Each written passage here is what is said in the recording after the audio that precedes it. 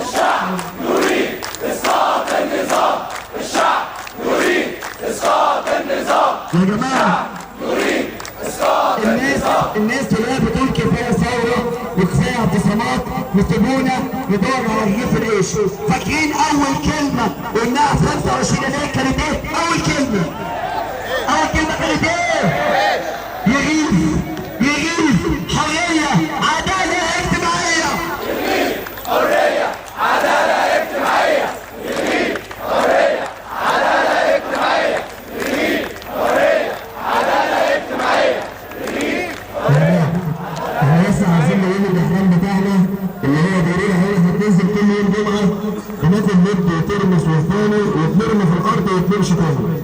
هنوريه الثوره النهارده من ميدان التحرير نقول له ان في ثوره مصريه قامت ولسه ما خلصتش، واكبر دليل صلى كاميرتك في ميدان التحرير وانت ودانك لميدان التحرير وشوف الناس دي بتقول ايه. هننزل نغني ونرقص ونروح مش هينفع، احنا خلاص تعبنا. فنوصل لهم رساله في الاعلام المصري من هنا والمبنى اللي هو وصلت عار على كل صدر مصري، ونوصل رساله للناس اللي قاعده تحت المراوح والتكييفات ناخد لهم العلامتين اللي هم مستمعينا بيه دوت. ممكن علي الصوت. علي الصوت.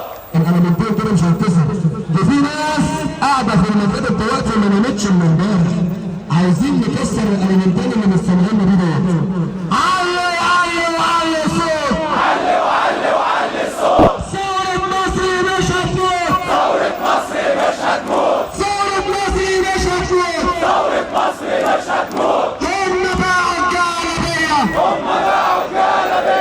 الوطن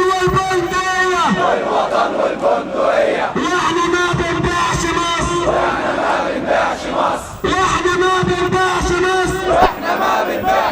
ما تعلوا الصوت. علي الصوت. دول عايزين الثورة تموت. دول عايزين الثورة تموت.